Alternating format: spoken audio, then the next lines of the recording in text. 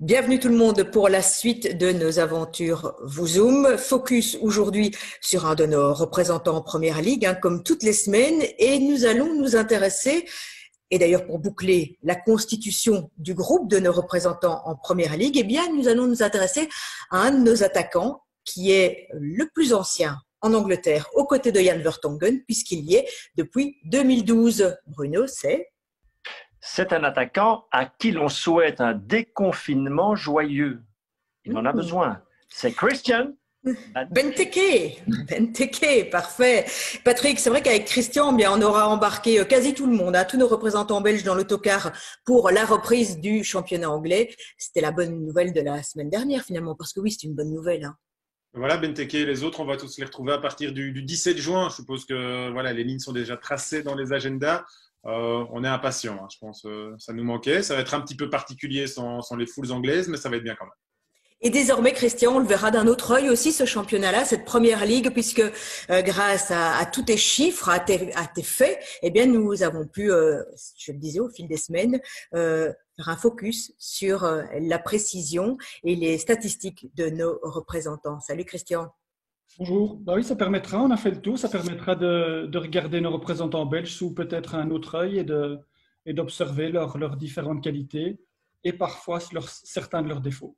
Et puis d'ailleurs, on poursuivra, on s'intéressera aussi dans les semaines qui viennent avec toi et vision du jeu, au modèle de jeu notamment des équipes de Première Ligue, entre autres. Alors, on démarre Christian Benteke et comme chaque semaine aussi quasi, un point sur son parcours parce que je suis certaine que vous avez peut-être oublié certains clubs par lesquels il est passé, notamment en Belgique. Christian, c'est vrai qu'il y a eu pour Benteke qui a 29 ans, 29 ans, il est né en décembre 1990, quand même quelques passages.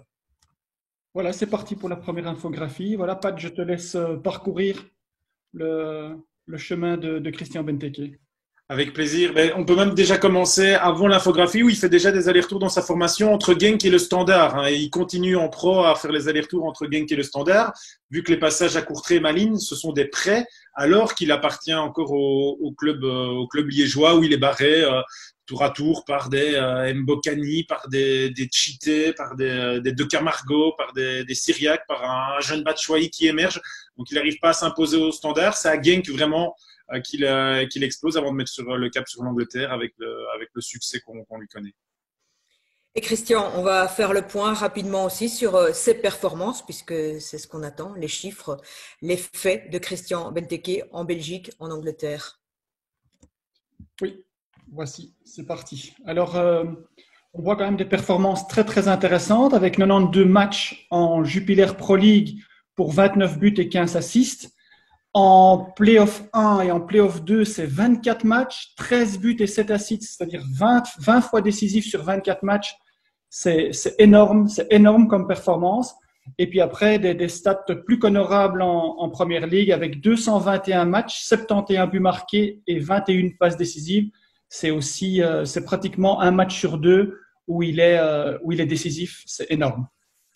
Bruno, ce sont des belles statistiques. C'est vrai que comme l'a redit Patrick, il a eu un petit peu de la peine, on va dire, à s'imposer, à décrocher une place de titulaire au début de sa carrière. Mais une fois qu'il s'est mis à marquer, qu'il a trouvé la voie, il est devenu assez prolifique.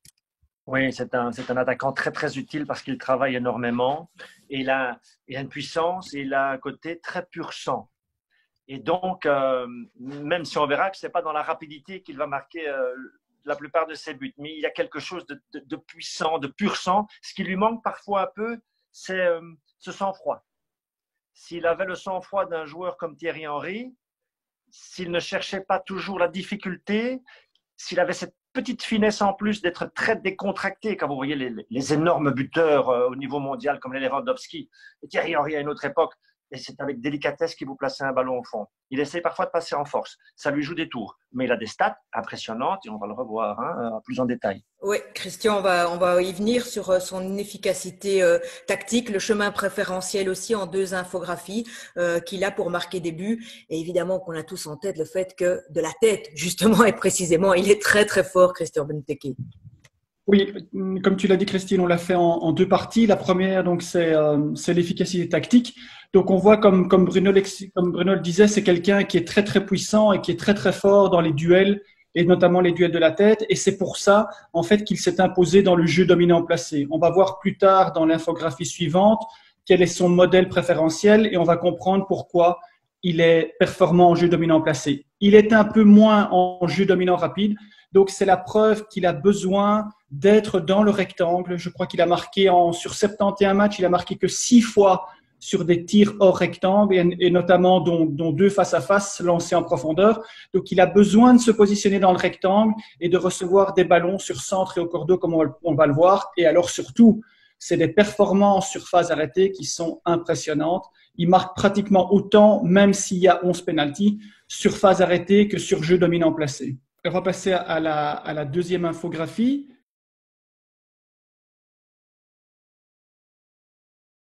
Quand on observe le détail de son chemin préférentiel, on voit que de plein jeu, c'est sur les 71 buts, il y en a 45, si je me souviens bien, de plein jeu. Il y en a 26 qui sont marqués suite à un centre, dont 18 de la droite. Donc, on peut dire que de plein jeu, son chemin préférentiel, c'est le centre qui vient de la droite. Et sur les phases arrêtées, c'est évidemment les corners, où il y en a 11. Sur les 15 marqués sans pénalty, il y en a 11 sur corner, et il y a 11 pénalty. Et quand on regarde dans le détail des actions qui sont marquées, il a marqué 26 buts de la tête. C'est un des joueurs les plus performants de sa génération dans ce domaine-là, et 9 buts au cordeau. Non, je veux dire de sa génération, mais en fait même de l'histoire de la Première Ligue. J'ai regardé sur le site de la Première Ligue, il y a le classement des buts de la tête en Première Ligue. Christian Benteke, il est 3e de l'histoire de la Première Ligue, donc depuis 1992. Il y a Peter Crouch avec 40, il y a Olivier Giroud avec 30, et puis on est là avec les 26 de Benteke. C'est extraordinaire comme performance. On notera que Lukaku est juste derrière avec 23, il est 5e. C'est quand même pas mal aussi. Et je voulais juste revenir sur le chiffre des 11 pénaltys. Il faut savoir qu'il arrête de tirer les pénaltys vers 2017 parce qu'il laisse la main à Milivojevic en ratant un pénalty en décembre 2016. Il laisse la main à Milivojevic. Depuis cette période-là, Milivojevic, il a mis 20 pénaltys pour Crystal Palace. Donc, si Christian avait gardé la main sur les pénaltys, on verra plus tard sa dizaine de buts. Elle serait peut-être moins flagrante aussi avec 20 pénals en plus. Ben oui, Bruno, tu parlais de sang-froid notamment, c'est clair. Oui. Tu voulais revenir aussi sur ce jeu de tête. Les centres, s'il avait joué, je sais pas moi, quelques saisons avec un potentiel David Beckham pour lui envoyer des ballons sur la tête, vous rajoutez les pénaltys, vous rajoutez les bons centres pour sa tête, mais il serait un des meilleurs buteurs de l'histoire de la Première Ligue. Hein. Parfois, il faut des circonstances favorables aussi par rapport à son potentiel. Et ça, on va y venir dans un instant. Et même si on parle beaucoup là du jeu de tête, et c'est très intéressant, Patrick, que tu es resitué dans l'histoire de la Première Ligue, on n'oublie pas non plus ce superbe but avec le maillot de Liverpool, où il nous a prouvé aussi dans un retourné acrobatique qu'il est capable d'avoir une finesse technique. Mais c'est vrai que sa force, c'est ce jeu de tête, certainement. L'attirance pour le but. Et alors, malheureusement, c'est vrai que ces derniers temps, Christian, ça cale un peu pour Christian Benteke. Ça cale, mais on va voir les raisons en fait de cette plus mauvaise performance sur les 3 dernières saisons. Il a des performances exceptionnelles quand il arrive en Première Ligue avec les saisons à Aston Villa, où le système est vraiment un système dans lequel il s'imbrique et il se complaît là-dedans. Il passe à Liverpool avec des performances plus qu'honorables pour un club quand même qui était quand même situé autrement que Aston Villa. Et puis il arrive à Crystal Palace, il fait directement le bonheur de Crystal Palace avec 15 buts marqués, mais c'était pas l'entraîneur de maintenant. Et puis depuis 3 saisons, depuis l'arrivée de Roy Hodgson, on voit en fait que les performances en termes de buts marqués diminuent, mais on va comprendre exactement pourquoi ça diminue et il n'est pas tout à fait en tort, même si cette performance et ses capacités à conclure devant le but sont un peu moins bonnes. La vie d'un attaquant est certainement liée à la philosophie de jeu aussi voulue par son coach. Vas-y Patrick. Mais il est meilleur buteur de Palace la saison où il met ses 15 buts. C'est quand même déjà pas mal. Saison avec voilà, c'est avec Pardew et Allardyce. Joli. C'était préparé, ça. Non. Ouais. Et ensuite, après, De Boer arrive et il fait 7 matchs où personne de l'équipe ne marque parce que Palace ne marque pas sur les 7 matchs de Boer et puis Hodgson prend la main. On notera que chaque fois, avec les saisons Hodgson, Benteke il a aussi été perturbé par chaque fois une blessure de minimum 1 mois.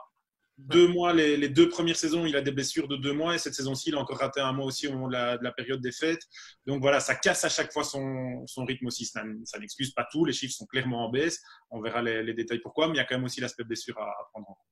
Un petit mot juste avant que Christian nous montre l'efficacité précisément offensive, notamment de Crystal Palace. Bruno, Roy Hodgson, c'est Papy Hodgson, 72 ans, qui a pas mal bourlingué. Entraîneur en fait depuis qu'il a 29 ans, puisqu'il n'a pas été un grand joueur de football, mais entraîneur depuis qu'il a 29 ans, pas mal bourlingué. Vous vous souvenez de sa période Fulham, finale d'Europa League, la saison 2009-2010, qui lui permet d'ailleurs de faire quelques rencontres à la tête de Liverpool, mais ça va tourner court. Et puis il y a surtout la période récente à la tête de la sélection anglaise. Donc est-ce que Bruno, pour autant, parce qu'il a 72 ans, il est resté, on va dire, dans les acquis de la première ligue. Il n'a pas évolué véritablement avec le football peut-être inspiré parfois par des managers venus de l'étranger. Je pense qu'il y a l'âge, on y reviendra, mais ces gens-là sont entourés de jeunes coachs. Il ne faut pas imaginer Roy Hodgson passer ses journées sur le terrain. Donc, voilà, c'est des hommes de relations, de relationnel. Ils discutent avec eux. Il est né en 1947. Le championnat, j'ai regardé ça un petit peu avant le direct, juste avant le direct. Donc, il a connu un premier déconfinement, puisque de 40 à 46, il n'y a pas eu de championnat en Angleterre. Donc, il arrive en 47 après un long confinement, dû à la guerre, bien évidemment. Et en 47, champion d'Angleterre, Liverpool. Donc, les choses reviennent. On leur souhaite un déconfinement tranquille à Palace, parce qu'on y reviendra, Christine. Ils sont à 10 points d'une position de relégable. D'accord ? Oui, pas Palace, pas Liverpool. Palace. Leur premier match, c'est Bournemouth. Premier relégable, à 10 points de Palace. Il ne faut pas perdre ce match-là. Il ne faut pas le perdre. Mais ça, on va y venir. On va d'abord regarder pourquoi vous insistez. Pourquoi tu insistes, Bruno, et tu as bien raison. Comme on déconfine bientôt, je te revois, Bruno. On va revenir sur l'efficacité offensive qui, justement, Christian, c'est vrai, comme le dit Bruno, peut-être amener au doute et à l'inquiétude avant cette reprise. En effet, Christine, c'était très étonnant de voir en fait à quel point les performances sur but marqué de Christian Benteke avaient baissé sur ces 3 dernières saisons. Et puis en allant un peu plus profond et en essayant de comprendre le modèle de jeu de cet entraîneur, on a vu en fait qu'il y a énormément de difficultés à pouvoir marquer sur du jeu dominant placé en passant par les flancs. Et donc j'ai regardé en fait sur l'ensemble depuis son arrivée. Ils ont marqué 24 fois sur centre en 3 saisons. Pour se donner une idée de ce que ça représente, il faut savoir que Manchester City a marqué 26 buts sur centre cette saison. Donc en une saison, enfin en 29 matchs, ils ont fait plus que l'équipe de Roy Hodgson en 3 saisons. Et quand on regarde la pauvreté sur phase arrêtée sans penalty, il y en a 3. On comprend aisément pourquoi Christian Benteke a du mal à être performant dans un système comme ça. Par contre, si on observe dans l'infographie suivante l'effet défensif, là, c'est beaucoup plus clair. On voit en fait qu'avec 32 buts encaissés, je crois que c'est la 2e meilleure défense du championnat, il a vraiment un système défensif en place qui permet pour des équipes de ce niveau-là, c'est-à-dire entre la 8e et la 16e place, de pouvoir obtenir des résultats qui leur permettent de ne pas être relégables, pas encore, comme l'expliquait Bruno, mais qui permettent de se stabiliser dans le milieu de classement, puisque je crois depuis qu'il est là, ils ont obtenu la 12e, la 11e, et je crois que maintenant ils sont à la 10e place ou à la 11e place. Et donc, jusqu'à présent, on peut dire qu'avec les moyens qu'il a, il a raison, mais ce n'est pas l'avantage de Christian Benteke. Je voulais en revenir sur les centres, moi peut-être tenté par les Eagles. Là. La fameuse saison où Benteke marque ses 15 buts, donc avec le duo Pardew à Allardyce. Cette année-là, Crystal Palace se classe 7e de toute la Première Ligue en termes de centres tentés, avec 668 centres. Hodgson arrive, il passe 16e, puis 15e, et cette saison, 19e en centre tenté. Il y a seulement Norwich qui tente moins de centres. Donc, ça confirme complètement. C'est même pas qu'ils essayent de centrer et que les centres n'arrivent pas. C'est que ça ne fait pas partie du modèle de jeu d'essayer de centrer, de passer par les flancs. Et pour en revenir à cette fameuse saison 2016-2017, Benteke, il marque 7 buts de la tête dans cette saison-là. avant l'arrivée d'Oxon, c'est plus que tous ses buts sur les saisons suivantes avec Palace. Donc, il y a vraiment un souci à ce niveau-là. On ne joue pas en fonction des qualités de Benteke. On verra plus tard qu'on joue sans doute en fonction des qualités. On a décidé de jouer en fonction des qualités d'une autre ou d'autres individualités. On n'oublie pas évidemment que Jordan Ayew, c'est leur meilleur buteur cette saison avec 8 buts marqués. On ne va pas le servir sur centre, évidemment. Zaha non plus. Hein. Ça, c'est vraiment un choix technique. Ou alors, il faut une bonne psychanalyse pour Papy Hodgson, qui a un réel problème avec le jeu sur centre. Ce qui est dommage parce que ça pourrait aussi diversifier. Rien de tel non plus qu'un petit peu de diversité pour surprendre l'adversaire. Tu faisais bien, Bruno, de parler de Jordan Ayew. Je me suis refait la dernière rencontre des Eagles face à Watford. Donc, c'était une rencontre très importante avant l'arrêt de la compétition. Victoire 1-0, comme souvent quand il s'impose. Ça prouve, comme disait Christian, la solidité défensive avec le clean sheet. Et puis, un seul but. Mais attention, dans ce but-là, Benteke, je ne sais pas si vous vous souvenez, mais il est vachement impliqué. Il est à la base de l'action, quasi à hauteur de la ligne médiane. D'ailleurs, il y va peut-être un petit peu franco sur Christian Kabasele. Il y a peut-être bien un petit coup de coude au passage. Et puis, on le retrouve en appui dans le rectangle, mais il ne donne pas la dernière passe à Jordan Ayew qui décoche. Vous adorez les pré-assists, vous, Christine. Je les adore parce que c'est clair que ça reste aussi aujourd'hui sans doute ce qu'on lui demande de faire, c'est-à-dire d'être véritablement un pivot peut-être même un pivot à l'ancienne, comme le veut Roy Hodgson, le premier point d'accroche pour un ballon venu de l'arrière et puis le temps que le bloc puisse remonter ou alors qu'on file dans son dos avec la vitesse notamment de Zaha. Pour terminer sur le match de Watford, pour terminer sur le match de Watford, c'était importantissime 9 sur 9 qu'ils vont faire en marquant 3 fois un petit but sans en encaisser. Et ça, c'était très, très important pour la suite de la saison. Enfin, on le verra bientôt. Ouais. Avec Benteke titulaire et un Benteke à qui on demande de défendre aussi. J'ai regardé cette saison-ci, il a 3 duels et demi défensifs par match. Comparé à son arrivée où il en disputait 2, donc la statistique augmente et toutes ces statistiques défensives, je ne vais pas rentrer dans le détail, mais des tacles, des récupérations dans sa propre surface, etc. Toutes les statistiques sont en hausse cette saison-ci et n'ont fait que monter sur les saisons Hodgson, donc c'est qu'on lui demande, quand on l'aligne, de faire aussi un autre boulot, de se mettre au service de l'équipe sur certains domaines. Ouais, et puis les statistiques phase arrêtée, c'est vrai que de ce qu'on a vu, c'est pas toujours très très bien donné non plus, ce qui est compliqué. On sent qu'il y a une volonté visiblement, au moins une fois sur deux, on va dire, de tenter le coup sur Christian Benteke sur un coup de coin, mais il faut encore que le ballon soit bien donné pour qu'il puisse le reprendre.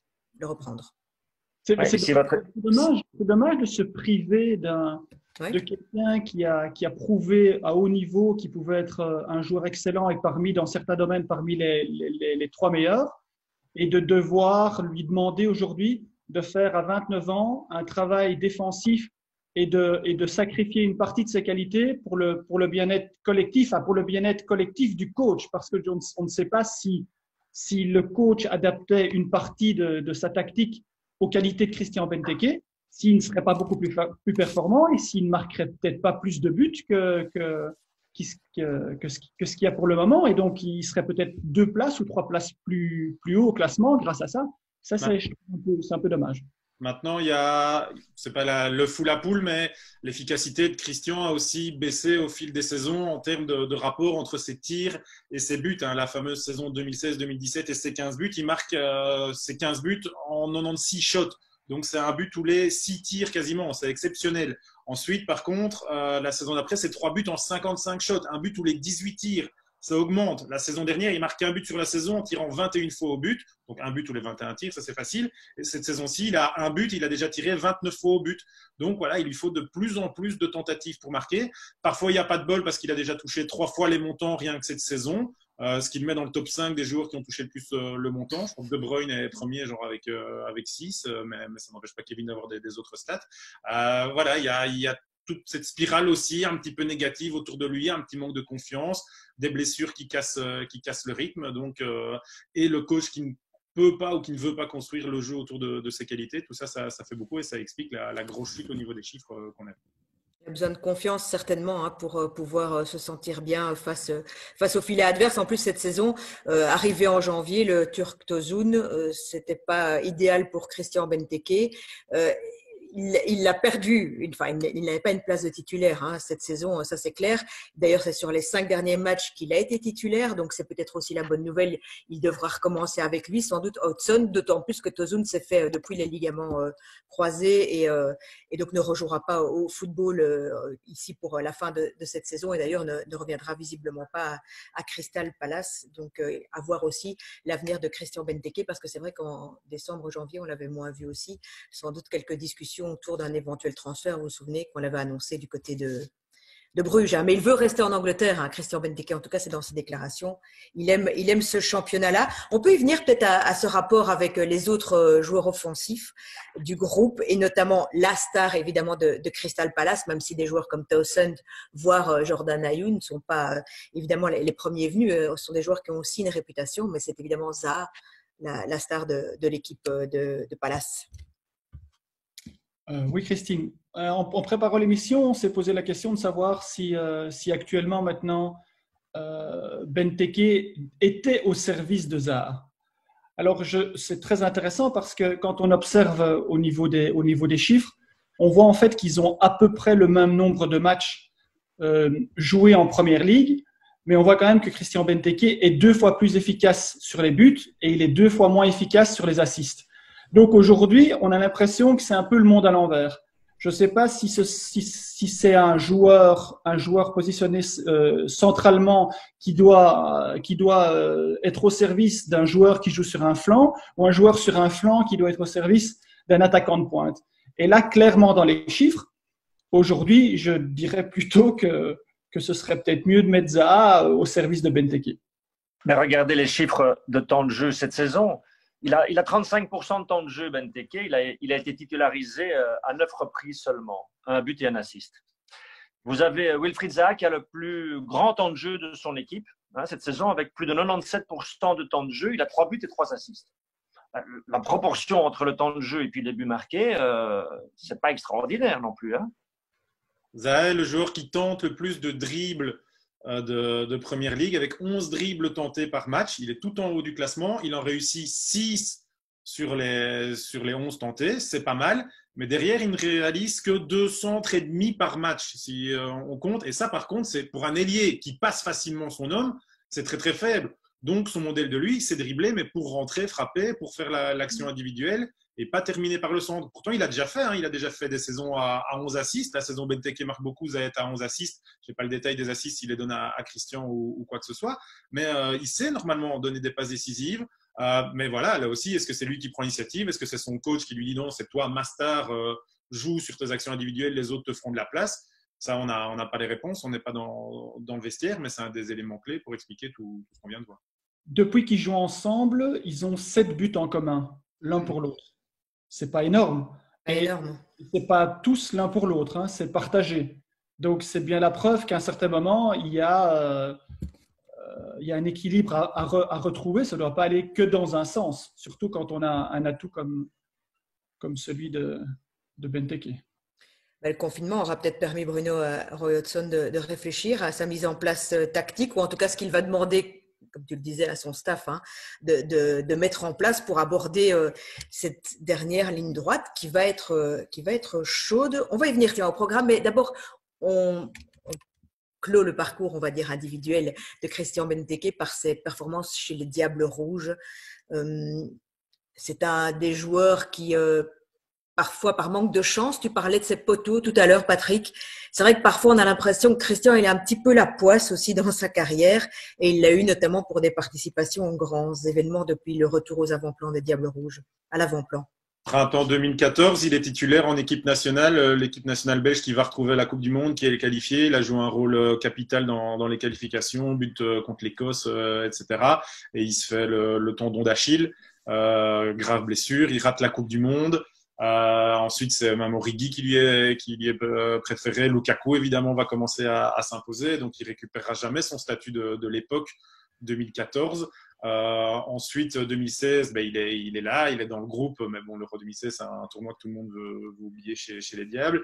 Et 2018, il fait partie de la liste des 28-30 de Martinez, là, qui se rassemblent tous à Tubize avant la Coupe du Monde. Batshuayi a très bien fini la saison du côté du Borussia Dortmund en marquant but sur but.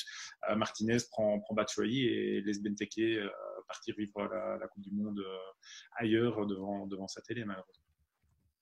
Bruno, on a revu au fil des Vouzoum, on s'est intéressé à Batshuayi, à Origi, à Benteke. C'est vrai que derrière l'indéboulonnable désormais Romelu Lukaku, et pourvu évidemment qu'à aucun de ces joueurs il n'arrive problème d'ici l'Euro qui se jouera en 2021, la lutte va être serrée entre tous ces on va dire ces remplaçants de luxe de Romelu Lukaku. Oui, ça va être l'état. Je pense qu'il y a l'une ou l'autre place qui va se décider dans la dernière ligne droite en fonction de l'état de forme. S'il arrive à se décontracter tout en gardant toutes ses qualités pour ajuster sa finition, faut quand même, c'est quand même une personnalité de notre football, Benteke. Il ne faut pas sous-estimer. Quand on regarde, je le fais à chaque fois parce que j'ai ces statistiques devant moi, le nombre de matchs qu'il a joué en Première Ligue. Donc, il est à 221 matchs. Il est à la 8e position pour les Belges, là. Donc, oui. il est devant Miralas, il est devant Alderweireld, il est devant Kevin De Bruyne. Donc, il n'est pas loin de Vertonghen avec ses 228 matchs actuels. C'est une personnalité. Et donc, qui va… On enlève les deux dernières saisons où il a déjà joué beaucoup moins. Si on enlève les statistiques des buts marqués et des assists donnés sur les 2 dernières saisons, si on avait fait le Vozum il y a 2 saisons, c'était un joueur de top classe mondiale, en fait, en termes d'efficacité. Et donc, leur situation ici, pour redémarrer, Bruno, tu disais c'est plus 10, c'est ça, sur Bournemouth? Oui. C'est vrai qu'en général, je vois sur leur dernier classement, quand ça a été très chaud pour eux, certaines saisons, Crystal Palace, notamment la première de Benteke, ils ont fini 14e, ils étaient à plus 7 sur la relégation. Je dis ça parce qu'ils ont connu des moments très difficiles cette saison. Oui. Ils vont gagner au Boxing Day et puis ils vont faire 7 matchs sans victoire, 4 partages, 3 défaites. C'est lourd comme série. Donc, il ne faut pas la refaire, celle-là, parce que c'est Bournemouth, c'est Liverpool, c'est Burnley pour les 3 matchs là, dont on connaît déjà. Et donc, il y a de quoi s'inquiéter. Regarde, Bruno, pourquoi il y a de quoi s'inquiéter. Christian nous a indiqué en rouge les clubs contre qui ils doivent encore jouer. Ils sont dans le top 6, là, ils ont quasi tout le top 6, mis à part Manchester City, et on va dire qu'ils ont les 6 premiers dans le top 8, quoi. C'est énorme comme programme. Oui, c'est important. Et puis il y a ce stade. Les stades vont être vides. Palace, c'est encore un stade où quand vous marquez un but, ça tremble. Les tribunes tremblent, l'adversaire tremble, le cop adverse tremble. Tu y as vu une équipe de Liverpool perdre un titre, non? Le commentateur tremble, tout le monde tremble. De triste mémoire évidemment pour les Reds, mais c'est vrai qu'à Crystal Palace… Ils avaient chuté dans une des dernières lignes droites des dernières saisons. Et d'après les résultats qu'on a observés maintenant en Bundesliga, il y a très peu de victoires à domicile, puisqu'il n'y a pas cet effet de défense de territoire avec les supporters qui sont derrière leur équipe. Il y a de l'écho, il n'y a pas beaucoup de chants, il y a beaucoup d'écho. Donc, on va voir si toutes ces équipes qui vont se déplacer vont avoir plus de facilité que lorsqu'ils doivent aller quand il y a des supporters. Va-t-il pouvoir reprendre son envol de buteur comme l'Aigle, Patrick, qui survole on verra aussi d'ailleurs si l'Aigle est invité ou pas à survoler le stade avant les rencontres de Palace. Ça fait une personne en plus parce qu'il faut le dresseur d'Aigle et le nombre est vraiment quand même strictement limité. Donc, on va voir. Je ne pense pas, malheureusement. L'Aigle avec un masque, ça ne va pas être facile. Vous avez l'impression Les yeux bandés. Oui. Vous avez l'impression, tour de table pour terminer, Patrick, tu as l'impression qu'il peut retrouver vraiment une régularité en tant que buteur, Christian Benteke, ici dans les prochains mois, voir aussi quelle tournure et quelle destination prendra sa carrière et s'il restera à Palace? J'ai surtout envie de lui souhaiter de trouver de la régularité déjà en tant que joueur, revenir vraiment régulièrement dans le 11 de Palace, éviter la blessure qui lui fait rater chaque fois un virage important dans la saison.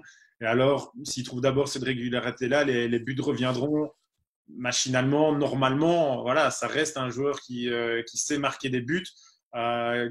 qui en enchaînant justement les matchs et donc les buts va éliminer cette petite crise de confiance qu'il traîne depuis 2 ans et redevenir le Benteke qu'on a connu.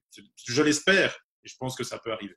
Bruno, ça pourrait être une des belles surprises. À la limite, c'est vrai de le voir terminer en force et participer activement au maintien de Crystal Palace. Monsieur Roy Hodgson, avant de partir à la pension, travaillez bien vos phases arrêtées et envoyez des bons centres vers la tête de Christian Benteke et vous allez connaître un déconfinement aisé. C'est parfait. Christian? Oui, c'est exactement ce que je voulais dire. Il a les qualités et il faut lui donner les moyens. Et les moyens, c'est l'entraîneur et le staff technique et le travail qui doivent lui donner les moyens. Beaucoup de phases arrêtées, s'il vous plaît. Essayez de les concrétiser et alors un peu plus de centre et ça va aller. Oui, parce que Crystal Palace en première ligue, c'est un des clubs qu'on aime, qu'on apprécie évidemment. Ils font partie, les joueurs de Palace, et de l'histoire de la première ligue, membres fondateurs des équipes en 92, 93. Ils ont eu un gros passage à vide dans les années 2000 avant de retrouver l'élite. Et donc, on souhaite à Christian Benteke de poursuivre une belle aventure au plus haut niveau. Nous, on est très, très heureux, et vous aussi certainement, de retrouver tout de même la Première Ligue pour terminer cette édition 2019-2020. Vous venez de l'entendre, on vient d'en parler pendant 30 minutes. Le maintien, ça va être très, très chaud. Ce sera disputé, il y aura de l'enjeu, il y aura du suspense. En tête du classement, il y en a un petit peu moins, mais on va enfin y assister à ce titre, sans doute, de Liverpool, tant attendu depuis 30 ans. Donc, soyez bien avec nous pour la reprise et pour la suite de la Première Ligue sur Vous Sport World. Christian, Bruno, Patrick, merci beaucoup et à très vite. À très vite. Très vite. Bientôt. Salut.